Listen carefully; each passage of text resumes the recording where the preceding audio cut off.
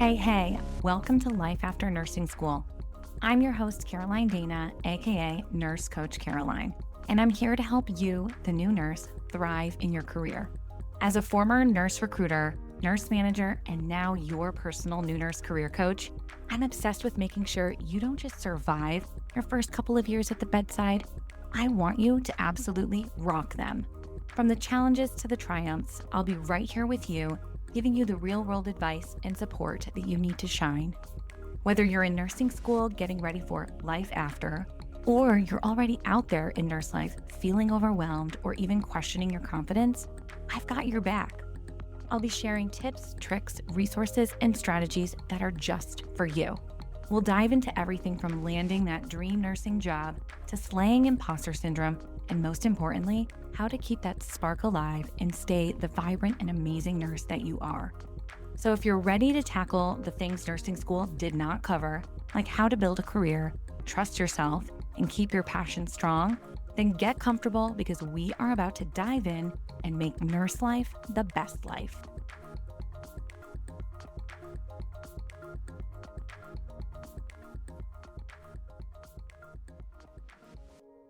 Welcome back to the show. Today, I'm joined by an incredible guest, Gaige Matthews. Gaige isn't just any nurse. She's a former full-time nurse who's been exactly where so many of us have been, working back-to-back 12-hour shifts, exhausted, overwhelmed, and wondering when it was going to be her turn to feel strong, healthy, and alive again. She took that experience and turned it into something powerful. As the founder of BB Fit, Beyond Bedside Fitness, Gaige has helped over 800 nurses rebuild their confidence, heal their relationship with food, and create sustainable routines that actually work with the demands of nursing and not against them. What I love most about Gaige's work is how she blends tough love, lived experiences, and faith-based encouragement all together. She's built a movement around the belief that nurses don't just deserve to survive their work weeks, they deserve to feel good in their bodies and to show up confidently and to be proud of themselves again. In this episode, we talk about Gaige's early fitness journey, the long hours she spent in the gym before and after 12-hour shifts, following a restrictive diet plan, all advised by different trainers,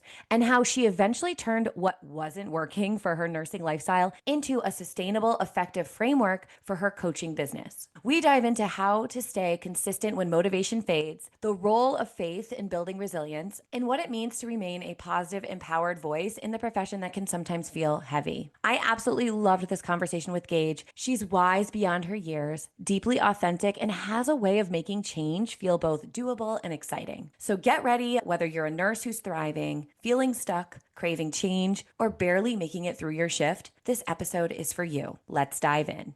Welcome to the Life After Nursing School show, Gaige Matthews. How are you today? I'm doing amazing, Caroline. Thank you so much for having me on. I'm so excited for this conversation. Okay, so I love to start conversations with my podcast guests asking about their journey through the whole nursing chapter of their life. I want to hear a little bit about what drew you into nursing, and then also, what does life after nursing school look like for you? I was one of those people, I just knew from a young age that I was most likely going to be a nurse.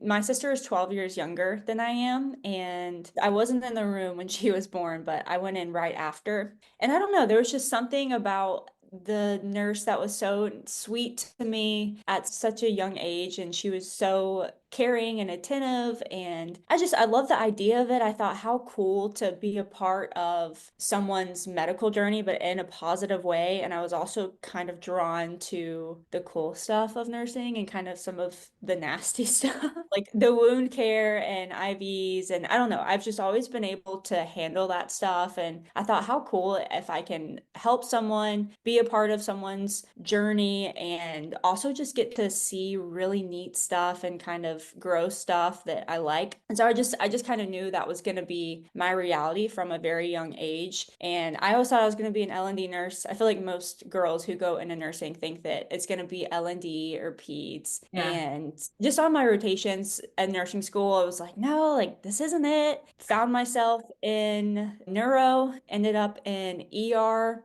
And a few years into nursing, I was just really struggling with routine, balance, consistency, motivation. I was really battling laziness. And I wasn't a lazy person at all. But there was just something about and it wasn't even a few years, it was maybe even 4 months into starting nursing that I was just really struggling with it. And I was working as a nurse and I was trying to find anything that would help me, especially with like my gym motivation. I hired trainers, I did apps. And so I decided to start my own fitness company for nurses. And so life after nursing school for me now looks like doing meal plan examples for 12-hour shifts, making lots of little videos and posting them on the internet, getting to talk on Zoom with nurses about their specific struggles, things like that. Okay, so many things I want to mention here, but I love that you shared the reason you want to become a nurse is, or initially inspired you, is from an interaction with your sister being born and that maybe the L&D nurse or L&D nursing team. I think it's a great reminder that we go through our job as nurses, our day-to-day tasks at the bedside, and you don't know who's looking up to you and who you're inspiring by just doing what you feel like you're like, oh, I do this every day. I think that's really awesome that there's an L&D nurse out there that helped deliver your sister 12 years ago that really inspired you to at least consider the direction of nursing. So I think that's like a really nice reminder. And then I also think many of us can resonate with your experience thinking you wanted to be an L&D nurse. I always thought I wanted to be an ICU nurse. And then here I am 13 years into my career, never stepped foot in ICU. I'm also like, what was I thinking? I think I would hate that. So you think you know what you want from a specialty standpoint, but you really have no idea. And as you get going in your career, you get more and more of an understanding of like who you are and what would fill you up and what you would find exciting in the nursing world and fulfilling. And that ends up kind of helping you get to where you should be. So I'm a fellow ER nurse. So I feel like I end up attracting us ER nurses on the show. I don't know. We must have like a loose screw or something. And let it change. Like let that change happen. You don't have to cling to being an L&D nurse forever. You don't have to cling on to the idea of only being a peds nurse. You could be an endoscopy nurse, like the least kind of aesthetic sounding nurse ever, and Yeah. love your life 10 times more than being an ICU nurse or an L&D nurse. We're gonna get into it, but there's a whole culture. And it's let it happen. Let it, whatever specialty you're supposed to find, it's going to find you, and let that naturally happen. Don't fight it just for the God. sake of staying on the floor for honestly kind of like your personal clout. You just need to let it go because I swear once you do, you like end up pivoting in directions that make you so much more happy, in my opinion. Okay. You also said, which I freaking love, that you were battling laziness, which like, oh gosh, I think it's so hard. I think in our culture, especially like, I don't know, here in America, we have this hustle culture and same healthcare. It's just like you're constantly being asked to work more, work harder, do more. There's always something that needs to be done. And then I think when we, have our days off and we are like struggling to find motivation or whatever, we think we're being lazy, right? And I love that you say that you are battling laziness because I do think many people can resonate with that because there is an association of guilt with that too. Like, oh man, I'm being so lazy. I'm this, I'm that. And from a fitness standpoint, have you always been like a fitness girly? Like, were you fit and then you got into nursing and you were like, oh man, I'm like letting myself go and now I'm being lazy and like, who's this couch potato? Or are you like, I was never into fitness and I got to the point where I'm like, I need to do something for me? I dabbled. I would not 100% call myself like a gym rat or a gym girl pre-nursing. I dabbled. I was beach body, at home workouts. I would go to the gym with my boyfriend and do whatever he wanted to do. But pre-nursing school, I was not like a gym rat, not super into fitness. And once I got about 6 months into nursing was when I was like, okay, you're not in school anymore. You're feeling more comfortable on your floor. It's time to, you've always wanted to do this. You've always wanted to take your health seriously. You've always wanted to make your health a priority. Let's just do it now. I was actually talking to a nurse yesterday and I was like, I think you see me now and you see the stuff and you see the page and you see who I am now. I wish you could see who I was 5 years ago because Mm. I was the burnt out, exhausted, guilt riddled, like really struggling with lazy and binge eating and then not eating to overcompensate and going to the candy jar as soon as a patient's family member made me mad. I was all of that. Yeah. And I think it's a testament that you genuinely can change whichever direction you want. Yeah, and I think it definitely comes down to being like self-aware and like recognizing these behaviors. I love that you mentioned that around the 6 month mark, you were feeling a little bit more comfortable on the floor and you thought, okay, like now is the time to like focus on your fitness and getting healthy. That will happen, especially new grads listening. I feel like in the beginning, you're like, oh my gosh, how am I ever going to be able to handle all of this and more? But there does come a point where you get somewhat comfortable on your floor and all of a sudden the capacity for other things in your life opens up and you're like, okay, I have the capacity to now, start going to the gym and making that a priority. Like the stress of that learning curve stress of a new job, especially nursing, like it does come down and then you're able to put your effort and brain power and, mental capacity or load in another direction. So I think that was like really critical that you said that. And I, wanted to highlight that for sure. Yeah, I'm sure you know about it, but I remember because the hospital that I joined as a new grad, you had to join a cohort of other new grads, and you went through a new grad program Right. essentially for the year. And they told us at our first meeting, they actually showed us a graph. I wish I could remember it. I'm probably about to Yeah. butcher it. But it was something along the lines of the first 6 to 8 months of being a new grad statistically is very difficult across the board. I believe the teacher at the time called it something terrible, like it was like the pit of despair of your first 8 months. And I think that's a great, honestly, name for it. That's what it feels like in the first 6 to 8 months, but it genuinely does get better. It's one of those things where you don't really recognize it, but you don't recognize it day to day. But on month 9 or month 10, you're going to pop your head up and be like, I just handled that. I just handled that like a pro. I wasn't even thinking. I was almost on autopilot, but I just did that. I just called that doctor, or I caught that decline, or someone crashed and I caught it and I knew what to do. And I did that. And that confidence, like you said, is genuinely going to start compounding. You're so right. And there's definitely some studies out there that show, like you said, the stress level for new grads it actually does peak around 8 months and then it starts to decline. And then by the year mark, then all of a sudden we see an even more like a larger decline in stress because it all comes Yeah. with the learning curve and it's a hard job to acclimate to and to learn. So, that pit of despair, that educator showed that graph that she showed you, that is definitely consistent with all of my research. I just did an episode on why 33% of new grads are quitting the profession in the first year of work. So it's something that I feel very passionate about because I just feel like if we could give them the right tools and advice and real tools and advice, right? Real tangible tips to help them just survive to that like 8 month year mark, they will be like, wow, like night and day, like things are clicking. I'm feeling better. I'm feeling like I can now do more and leave work confidently and leave work at work, which like is a big Yeah. difference. Now, okay, I want to talk a little bit about your fitness company. So it's called Beyond Bedside Fitness, correct? Yes. Okay, so sounds like you got into a fitness routine, you started learning what works for you and also for nurses because we have such a wild schedule. We're working long hours, our job is actually physically demanding. Like at what point were you like, okay, I think I got a concept here that I can share with other people and this can really work? Or I should say, especially with nurses or maybe people in healthcare. Like what did that look like? Oh man. So I was honestly, I never in a million years thought any of this would happen. So my husband was in the online coaching space prior to me. He had his own online fitness business where he just coached busy women or busy men.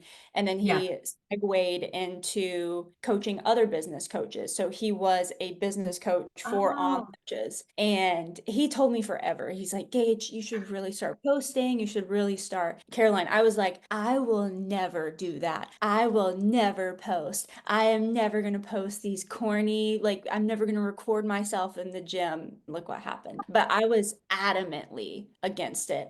And I was even, man, I was set on being a PA. I was going to go to PA school. I was taking my bachelor's and I was actually trying to narrow down what school, what PA school I wanted to go to so that I could start taking prerequisites to get into that school. And I don't know, I just started thinking about it and I was like, why not try posting?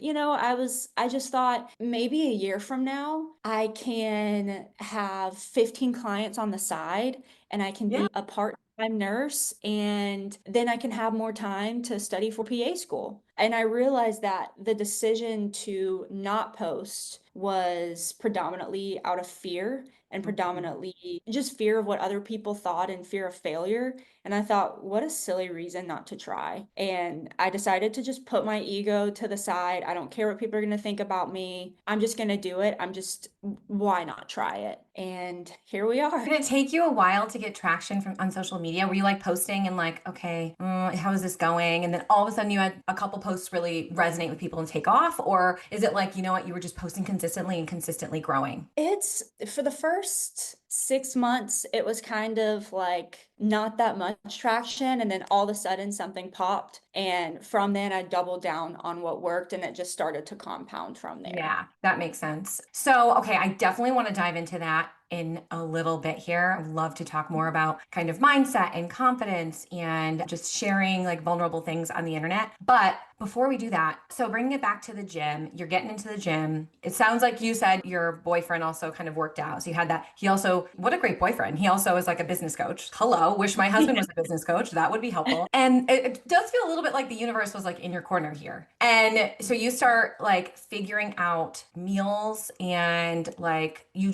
lost kind of a few, like some weight, you were feeling better, and your boyfriend was encouraging you, hey, you need to share this or create a framework and share this and see where it goes. And that's sort of what happened. Is that, am I like understanding your story right? Yeah, so whenever I was really low on motivation, and actually it was our wedding, I wanted to get in better shape for our wedding Oh, coming up, working as a nurse. And I was like, okay, it's the perfect time. I've been a nurse for about 6 to 8 months. We have our wedding coming up. I want to feel confident in my dress. I want to feel amazing about who I am. I want to feel disciplined. I just want to feel great. yeah. I know I had the ability to feel better. And I just knew that if the steps could be laid out for me, and I could Yes. do it, then I would feel amazing. And I hired 2 to 3 different personal trainers. I tried a few apps. I tried a few group classes and nothing was sticking. I was doing the Mm. personal trainer thing, but it was very difficult. So for example, I was at the gym at 4:30 a.m. on days that I worked,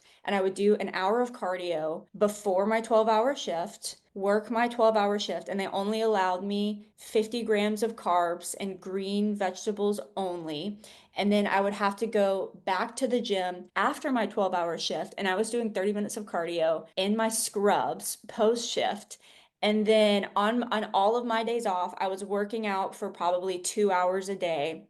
And I just thought to myself, this is crazy. This is like, I can't do this. And I know that I am at the time I was a 23-year-old with no kids. Like, there's no way people with kids are able to keep up with something like this. And even myself at that time, I was like, Yeah. I don't want to keep up with this. I can't keep up with this anymore. And I scratched the whole thing. I ended up canceling. And I was like, all right, I'm going to figure this out on my own. And so I started just deep diving into fitness and I started applying my nursing knowledge to fitness. And I really started to teach myself about fitness, but through a nursing perspective. And all of a sudden it clicked for me. And within 6 months, I was in the best shape of my life. And I was like, I did it. I cracked the code. I did it. And I was just like, man, I wonder if like there's someone else who would resonate with my story. I wonder if other nurses are struggling with this as much as I am. And just through that, like my own transformation and my own story and my husband encouraging me to do it, I was like, what the heck? I'll just put some stuff up. And never, Caroline, never in 1,000 years did I think now I would have 100,000 followers. I was guessing I would maybe have 3,000 because whenever I started posting, I had 500 followers. I was private. I just clicked my profile over to public and was like, okay, let's see what's gonna happen. Yeah, I think when you can create content that really makes the person on the other end of it feel something or feel validated, if you're showing how hard it is to be a nurse and take care of yourself and prioritize fitness, but then show that you were able to transform yourself and that causes the person watching your content to feel some type of way, like they're gonna want to follow you. They're gonna want to connect with you, which I absolutely love. So, okay, you talk about doing a ton of cardio and like initially with trainers and you were out there before your 12-hour shift, you were doing cardio after, you were spending a couple hours, on your days off at the gym, which is absolutely crazy. Now that you have sort of cracked the code, what would like a fitness routine sort of look like for your clients? Obviously, I'm sure there's personalization that needs to be in there, depending on maybe your client's goals and things like that, and maybe accessibility to the gym or this and that. But what does that look like? Are you still recommending nurses like use their days that they're working to also fit in a workout? Or do you have a different kind of rule of thumb? I say do not work out on a day that you work a 12-hour shift unless you want to. There are some Mm. people who just have a terrible day or a terrible shift and say, I need to go to the gym. I was not one of those people. I wanted to go home. I wanted to be horizontal and take a shower. So you do not have to go to the gym on days you work 12-hour shifts. I encourage 3 full body workouts, especially in the beginning. A lot of nurses that I work with are just purely beginners in the gym. They have been to a few classes or maybe done Orange Theory in the past. So doing this intense leg day is very intimidating. So I encourage start with 3 full body workouts weighted on your days off. Walk a lot on your days off. Get outside, walk on the treadmill, put up a podcast episode, put up a YouTube episode. Because honestly, if you're not doing that, then you're probably watching TV on your couch. Yeah. So you might as well be killing 2 birds with one stone. And the more energy is created, a lot of people are kind Mhm. of waiting for the energy to come and waiting for the motivation to come, but it's created and you have to stir it up. And the more that you stir it up, the more it's going to continue to increase in velocity. Object in motion stays in motion. So the initial gearing up to go work out and gearing up in your routine is the hardest part. But if you can get past that and get the ball rolling by even week 3, you're going to feel a massive difference. So true. And I feel like I love to work out. I mean, there are definitely some days where I don't want to, but I'm like, okay, look, I know I need this for me. I'm just gonna start, and do 5 minutes and see how, and if I still don't feel into it at 5 minutes, then fine. I'm just gonna quit and call it a rest day. I have never once gotten to the 5 minute mark and then been like, never mind. I swear it's just that like getting started on those days that you might not feel as motivated, but once you start, like you said, the energy comes. Mhm. Now, okay, I love this. What advice do you have for nurses who are exhausted or burned out, but maybe they are thinking, I do want to start prioritizing like my physical health again? Oh, that's so good. Okay, start small and keep compounding off of what you have built. So I see a lot of nurses program hop and I see a lot of nurses diet hop. And that's basically when you do something for, let's say, less than 3 months and you're like, man, that's not working for me. Let me go to the next thing. And that is so discouraging and it's also fatiguing. Number one, because it's a cycle, right? You don't see results in this program, so you go to the next one. You don't see results in that one, so you go to the next one. And you kind of start to form this narrative about yourself and your body of maybe it's not possible for me. Maybe it is my schedule. Do I need to go work a 9 to 5 Monday through Friday just so I can have a gym routine? Is it my body? Is there something wrong with my hormones? And they start to lose that trust with themselves. They start to lose that follow through muscle, if you will, of when I start something, I finish it all the way through. And I think that's really, really discouraging to a lot of nurses. And so they jump from Orange Theory to this app to that one, to that influencer, to keto, to paleo, intermittent fasting. Let me do this, let me do this. stop hopping, Mm. stay and compound on what you're doing right now. So I'll give you an example. My first job was in neuro IMCU, and that unit shared a floor with neuro ICU. So neuro IMCU was on one side, ICU was on the other side. And Okay. my first 2 weeks of preceptorship, I was on the ICU side. They're like, we like to start more intense and kind of work our way down just so you kind of, I don't know, have a feel for everything. My first 2 weeks in the ICU as like a baby new grad, I was like, I am never going to get this. This is so overwhelming, from the policies to the charting, the way around the hospital, the drip titrations, just everything. It just felt like this mountain on even week 1, week 2. And I just thought, I'm never going to get there. I'm never going to feel good. I'm never going to know all the things. I'm never going to be like that pinnacle of like a great nurse where I was knowledgeable and confident. But the thing was, it was my job. So I couldn't give myself an out. I couldn't quit. And so the only way forward was through. It was through the hard stuff. It was sticking it out. On day 3, my preceptor was showing me how to draw blood from an art line. I remember this specifically. It was, like maybe day 2 or 3, and baby new grad, vented, sedated patient, all the drips, art line, the whole thing. And I remember my preceptor was showing me how to draw blood from the art line. And I remember thinking to myself, there is no way I'm ever going to remember this. And I think I even told her, I don't even have the capacity to learn this right now. Like, I am so overwhelmed, and I'm honestly kind of a little discouraged, and I can't even learn this. But I stayed committed and I kept showing up because it was my job and because I didn't give myself an out. And maybe 2 weeks later, 3 weeks later, I was like, hey, can you show me that art line actually? Because I've now learned a few things, and I have that capacity back, and I have the capacity to compound on what I've learned. Same thing is going to happen in fitness. Whenever you like kind of force yourself just to stay grounded, stay committed, I'm going to follow this program all the way through, you're going to learn. And you could learn, this is the thing for me, or this is not the thing for me. But whenever you put your full self into the process, that's the only way you're going to know for sure. So stop hopping and start compounding on what you're currently doing. Okay, absolutely feel like this is gold. I also feel this way recently with skincare because every time I like try a different product, I'm like, I'm not seeing results. Let me get something else. Yeah, And I'm just like buying random stuff off TikTok shop. And I'm like, okay, I need to exactly. stop. Like, I need to stick with one thing or let it have a chance to compound or show effects like you're talking about. Yeah. I also feel this same theme when it comes to new grads who want to leave their job within that first year, because that first year is so critical for your foundation. And if you leave one job for whatever reason, especially hospital job, that first year is really stressful. If you want to leave that first job in the first few months, wherever you go to next, which again will also be really hard to get another job. But wherever you go to next, you're almost starting again at ground zero. Stay where you are if you can and let time help you, right? The more you are around these things and see these things, the more you're going to grow and develop skills. And you will get there at some point and realize, okay, I have made progress, but it does take time and it does take commitment and discipline. So I love that you're like, stop hopping, focus on one thing. Okay, Gaige, how old are you? I'm 27. You are like so wise. You said something in my skin. I had like chills. You said the only way forward is through. I'm like, who is this woman? She is so brilliant with these wise words. But you're so right.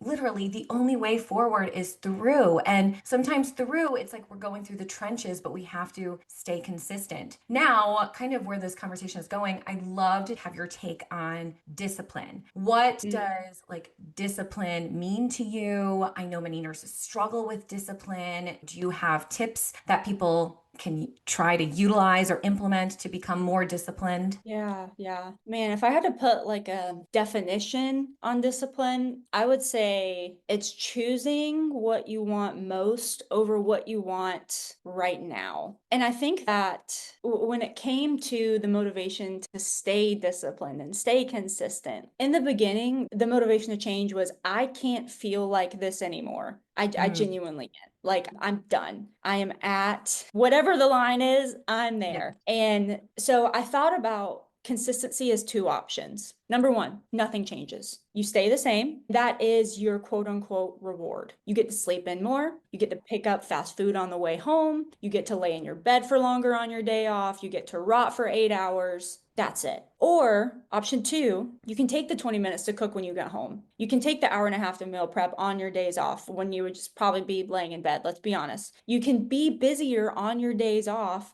and go to the gym and spend more time outside and spend more time with friends and spend more time pouring into your own life.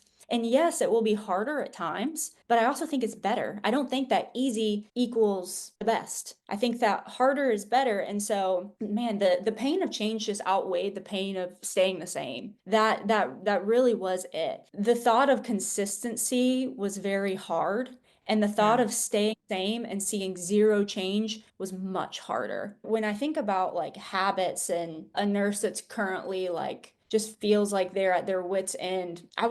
First thing I want to ask is like, are you trying to do too much? Are you trying to work? Are you picking up every shift that your manager texts you out that you don't have to? I understand some people have to work overtime due to financial constraints, but if you don't have to, why are you doing it? Are you just doing it to say yes? How many workouts are you doing a week? If you're doing 5, we need to cut that unless you're preparing for a bodybuilding show or you have specific, physical goals, then we don't need to go more than 3. Where's your time going? Have you audited your time to see that you probably spend 8 hours of your days off on your phone and that's why you feel crappy? So yeah, just overall, the pain of staying the same outweighed the pain of change. I totally agree with that. Here's all the time of I don't have enough boundaries at work, or I'm working so many hours I don't have time for other things in my life, but I'm miserable. And I think what's really important to remind anyone listening and even like remind ourselves is that if you say yes to something, you're saying no to something else. Even if it's not super obvious, if you're saying yes to picking up a shift, that means that that day that maybe you were going to go to the gym or you were going to meal prep or you were going to just take some time for you actually just said no to yourself and you said yes to that shift. So I think, especially when we're at the point where we want to make somewhat drastic change in our life, we do need to look at where our time is going. So I think a time audit is such an excellent idea.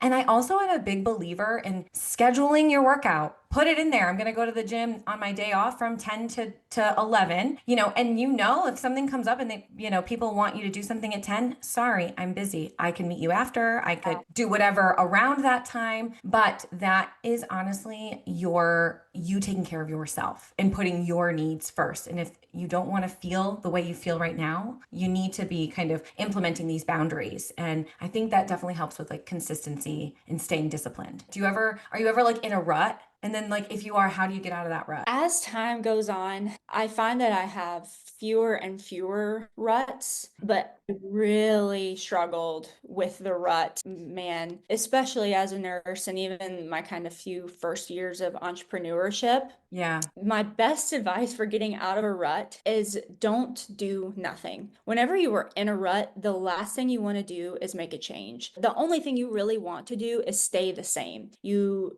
don't want to go to the gym. You don't want to get out of your house. Sometimes you don't want to get out of bed. And I have been there. And if there is someone listening who is there right now, I understand. And I just want to tell you, there is so much hope. Like things change. I promise this, even if this is your reality right now, it doesn't have to be forever. And yeah, do something. My next piece of tangible advice, listen to a podcast or sermon, maybe daily if you have to, because you have to listen to a voice that is not your own. Right now, sometimes in that rut, you can't really trust yourself. You can't really I don't want to say trust yourself. You can't trust the voice in your head all the times, because whenever we get in a rut, it's usually because we have convinced ourselves of something that isn't true or isn't fully true, or it's a distortion of truth. And so I think it's so awesome to listen to the voice of someone who is not in that place that can help you pull yourself out. Listen to Yeah. something daily, podcast, sermon, YouTube, whatever. Listen to something and start changing things up. If you are usually a nightly gym goer, maybe start trying to go in the morning. If you almost never get out and see people, text that friend and ask if she wants to go to coffee. Or if start putting yourselves in situations that are going to stretch you. And understand that this feels so overwhelming to someone who is in that rut right now. But I'm telling you, it is the only way out. You have to push yourself. You have to do something different. And the results that you're wanting and the feelings that you're wanting are on the other side of the work that you're most likely probably avoiding. Yeah, I think I totally agree with all of that and love that tangible advice of like finding someone, finding a podcast or someone else's voice that is maybe inspiring or feeding you a different narrative, because we can get into the habit of listening to our own narrative and telling ourselves these horrible things about ourselves. And there is scientific evidence that our brain doesn't know what's real and what's not. It literally believes what it's told. So if we are telling ourselves like, I can't do this, I'm, good for nothing, whatever, we're going to continue to live in that cycle. I also know so I ran cross country in college and track. And when you're in college or in a sport that's somewhat rigid, I really adopted this like all or nothing mentality, which like wasn't great for fitness. In college, fine. I didn't have kids. I was part of a team. I practiced every day. But then coming out into adulthood and also balancing now a full-time job with also having been a college athlete, like I loved that fitness side of just like, that's how I expended a lot of my stress and energy. But I was like all or nothing. Like I have to go for a run every day. I can't go for anything less than 4 miles. All these things that I kind of have believed, in my sort of athletic career that I felt like had to continue on. And it got to a point where like, if I would like fall off the bandwagon, it would be hard for me to get back on. So I feel like, I guess where I'm going with this is mindset really does play such a big component in all this. And it took me a long time to realize like, it doesn't have to be all or nothing. And a 20-minute run, okay, maybe you're not, maybe it's not as far as you would like to go, but I always feel better, even from a mental standpoint, after any kind of activity. I have a business, I have 3 kids, like things are always happening, but this has probably been the most consistent and happy that I've been with fitness in my life. That's amazing. Well, congratulations. I mean, you have so much going on, and the fact that you're staying consistent on your fitness is incredible. I'm sure there's a mom with 3 kids who's working full time and who can like resonate with that so much and is encouraged by that. And I really wanted to touch on a point that you said of I'm not doing as much, but I'm able to stay more consistent. I just want to highlight that because I see so many nurses who have the all or nothing mindset who, if they fall off their meal plan on a Thursday, then we say screw it until Monday. But the thing that they don't realize is saying screw it until Monday and trying to be perfect all week is what's keeping you from progress. That if you just decided on the next decision, I'm going to get back on track and it's okay that I slipped or, didn't get my run and didn't get my workout in. I'm going to have a little bit more grace with myself and I'm just going to stay consistent. You are going to see way more progress than if I have to be perfect. And if I'm not perfect, then it's a free for all. Yeah. And that just being able to kind of give yourself grace, you're just so much nicer to yourself, right? Being like, it's okay. Yeah. So what? We ate a meal we really weren't planning on eating. Okay. The next day is a new day. Rather than being that guilt that you get like, oh, I didn't make time for my run or I didn't eat exactly how I planned. I can't believe I did this again. It's like, again, being in that negative narrative. And I think just giving yourself some grace is just such a nicer way to treat yourself too. And you're right. This quicker we can give ourselves grace and say, it's okay.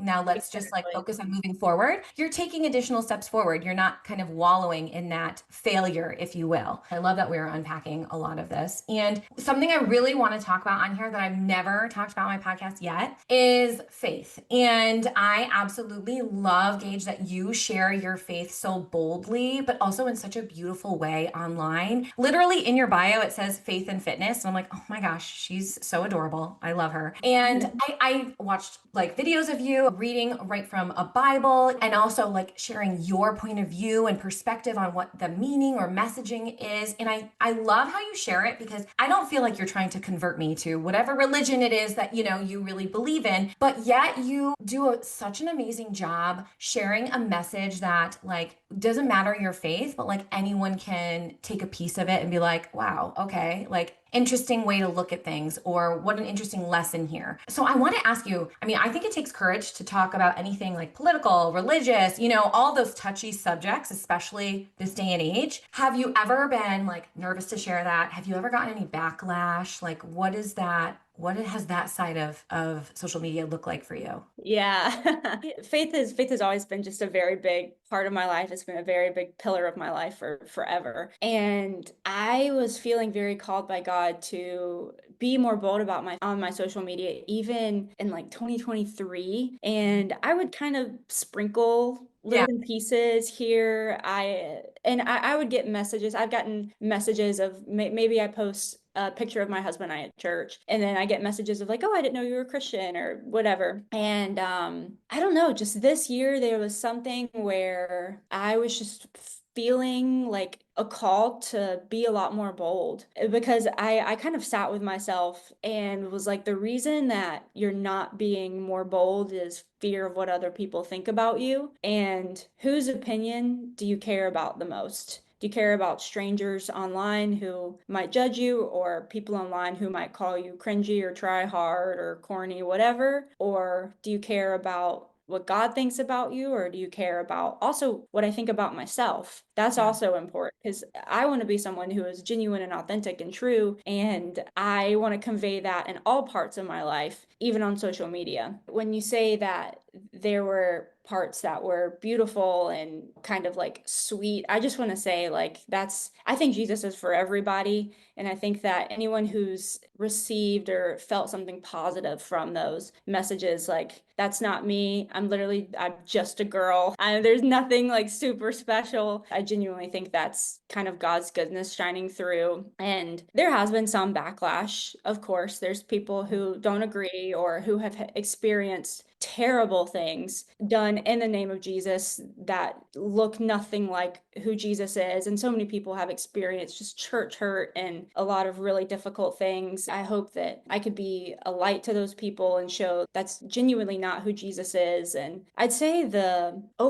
feedback has been really positive, and it's built even deeper and kind of stronger of a community. And it's helped me find my community even more within the kind of nursing online space, if you will. Yeah, I think what's really hard in nursing is that you can find so many people talking so poorly about the profession, and this needs to change and that needs to change, and it's don't become a Yeah. nurse, and these things that, like from such a negative standpoint. And yes, things need to change in our profession, but I think what I absolutely love, Gage, about your platform is that you have a positive stance and a motivating, like you want to motivate people and inspire them. And I feel like you are that positive space on at least in our corner of the internet with nurses. And I just love that, because I think there are so many negative people out there, or so many things, so many people saying these negative things about being a nurse or what your life could look like.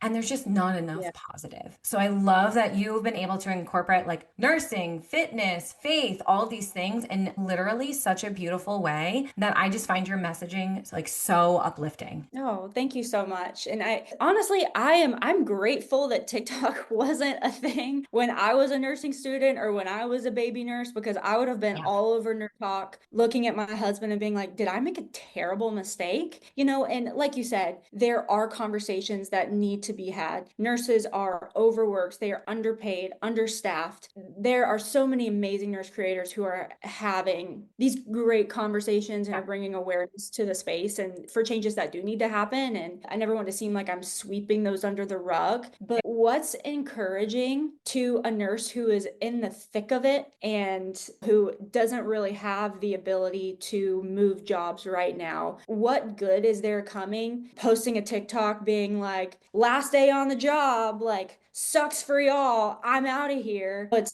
good for you. I can't make a change, or I don't really have the ability to change right now, or I don't know that I want to make a career switch right now, or maybe I have student loans that I'm paying off from being a nurse and I'm stuck. And I wanted to show nurses that change is available where you are. You don't have to switch careers. You don't have to become an influencer. You don't have to do all of these things or put yourself out on social media if you don't really want to. You can enjoy your life as a nurse, but it is probably going to take a little bit more work than what's being put in right now. Yeah, I totally agree with that. And I find your messaging, I feel like speaks so well to nurses that are struggling and in the thick of it. And I love that Yeah. because we need voices out there to help the nurses that are like, I'm burned out. What am I doing? I'm tired. Did I make the right decision? And I feel like always try to embody a positive voice for nursing, but in a way that empowers them and reminds the nurse that like you are in charge of your career. You don't owe anything to the hospital you work for. Unfortunately, I really do feel that way. You don't owe staying in a job that doesn't fulfill you because, your boss expects you to stay. No, I want nurses right from the minute they graduate nursing school to realize that their nursing license is such an awesome, it's like a superpower and they can literally go in so many directions and the choice is their own. So for me, it's like, yes, there's so much going on in healthcare in general and things that absolutely need to change. But I think sometimes the best thing we can do is to focus on what fuels us, what lifts us up, what position is in nursing or in the career is best for us. And the positions that are toxic or, have those terrible work environment, like they're going to be left high and dry because we're going to be doing at the end of the day what is best for us. And I always want to encourage nurses to do that.